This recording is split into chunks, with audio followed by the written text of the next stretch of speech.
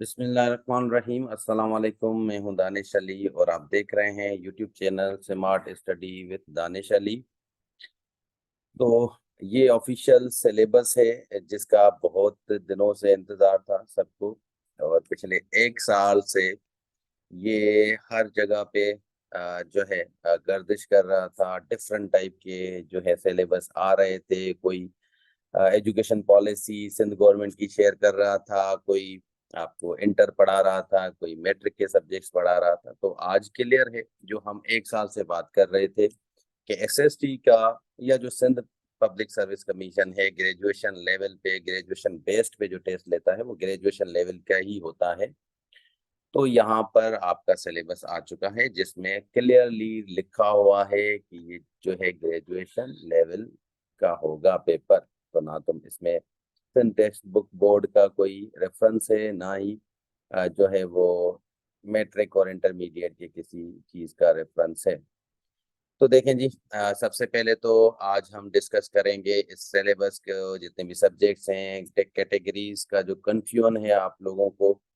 बहुत सारे student confuse हैं कि साइंस कैटेगरी चूज करें या जनरल कैटेगरी चूज करें।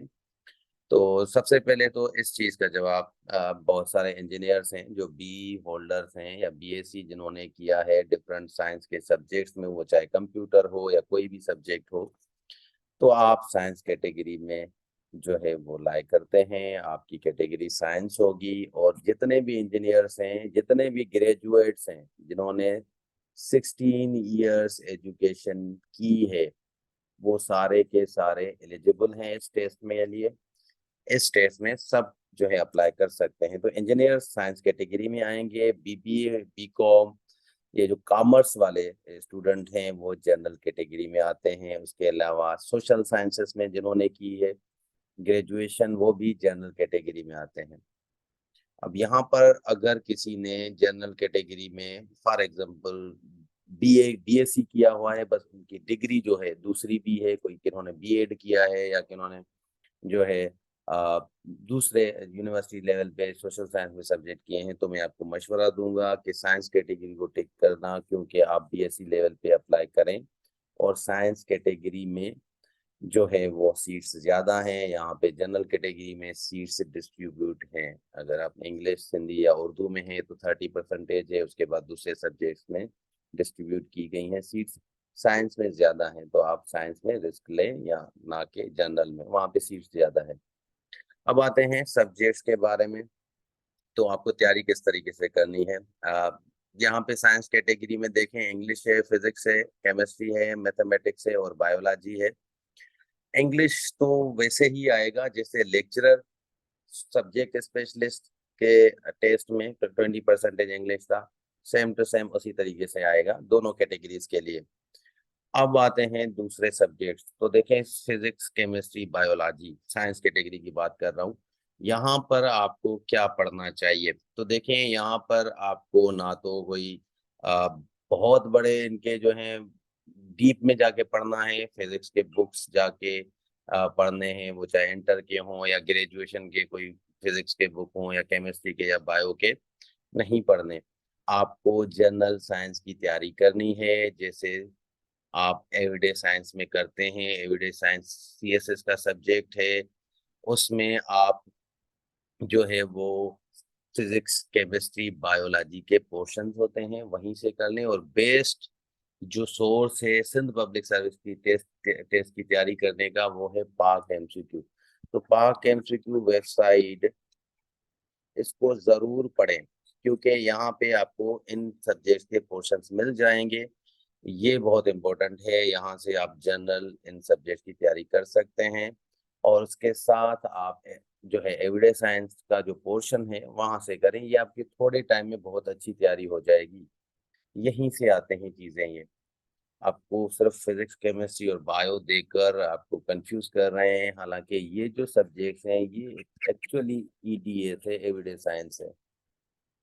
आप देख लेना, टेस्ट में जब टेस्ट आएगा मेरा वीडियो देखना, सारी की सारी चीजें या तो पाकिस्तान है पाक एमसीक्यू से आएंगी, या फिर कारवान और अदील नियाज के बुक की साइंस वाले पोर्शन से आएंगी।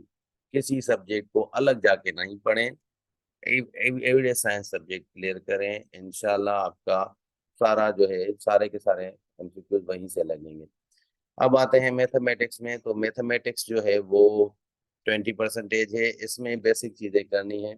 अब देखें यहाँ पे हर सब्जेक्ट के 10 सवाल आएंगे, 50 का पेपर होता है। अब 10 सवाल में से मैथमेटिक्स अगर हम बात करते हैं तो वो 5 क्वेश्चन अर्थमेटिक होंगे, 5 क्वेश्चन वर्ड प्रॉब्लम्स होते हैं। तो वहीं से आपको सिंपल जो है रेशो वाला टॉपिक पढ़ना है, वर्ड प्रॉब्लम जो होते हैं, एज प्रॉब्लम होते हैं, और रेशो परसेंटेज और इसके सवाल आते हैं। तो अगर ये 5-6 टॉपिक्स आप पढ़ लेते हैं तो आपको 6 से 7 क्वेश्चन मैथमेटिक्स में आ जाएंगे। अगर वैसे आप मैथ में अच्छे हैं तो आपको जरूरत नहीं है इतनी तैयारी करने की, आप कर जाएंगे। नेक्स्ट आते हैं जनरल कैटेगरी में। अब ये बहुत बड़ा सवाल है, सिंधी उर्दू का कहाँ से तैयारी करें, सिंधी उर्दू कहाँ से तैयारी करें, ये बड़ा इशू है, अक्सर सवाल यही पूछा जा रहा है। तो देखें, मैं इंग्लिश ये सेम यही जो साइंस कैटेगरी वाले करेंगे वही इंग्लिश की तैयारी करते हैं, same to same English same आती है, सेम पैटर्न होता है हर टेस्ट में एसपीएससी के।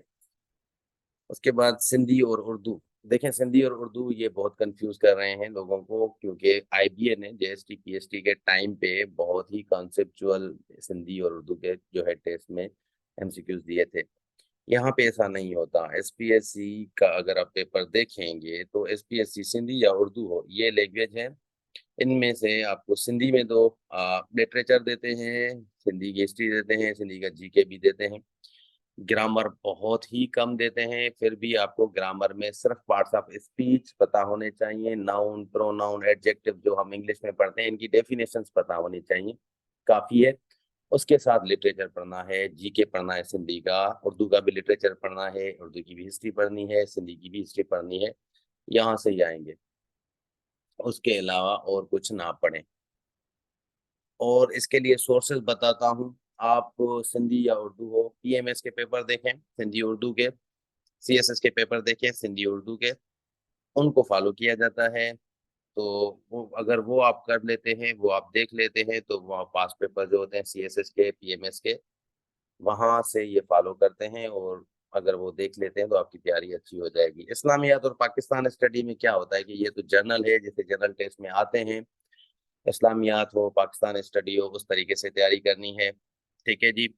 अब हम जो है आप लोगों को मॉक टेस्ट देंगे, आप लोगों को जनरल और साइंस कैटेगरी के एसएसटी के सेकेंडरी स्कूल टीचर की जो है वो मॉक टेस्ट डेली बेस पे होगा। हर एक सब्जेक्ट का अलग अलग मॉक टेस्ट होगा डेली बेस पे। आप अगर मॉक टेस्ट ज्वाइन करना चाहते हैं तो ये हमारा व्हाट्सएप नंबर है, यहाँ से आप कांटेक्ट कर सकते हैं, या इसी नेम से आपको फेसबुक इंस्टा और यूट्यूब पे भी हमारे लिंक मिल जाएंगे ग्रुप्स के। व्हाट्सएप ग्रुप ज्वाइन करें, वहाँ पे आपको पीडीएफ में इन सब्जेक्ट के जो है वो डेली मॉक टेस्ट मिलेंगे, और उनको हम यूट्यूब पे आके सॉल्व भी करेंगे।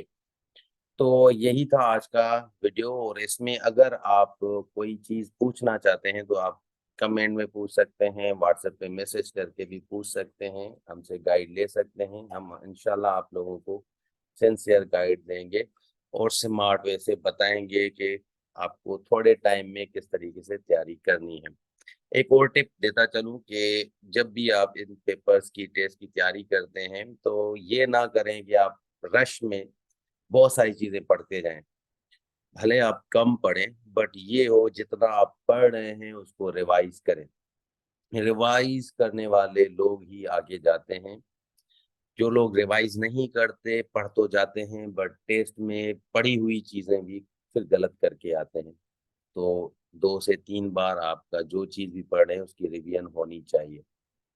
ठीक है, तो मिलते हैं नेक्स्ट वीडियो में, तब तक अल्लाह हाफिज।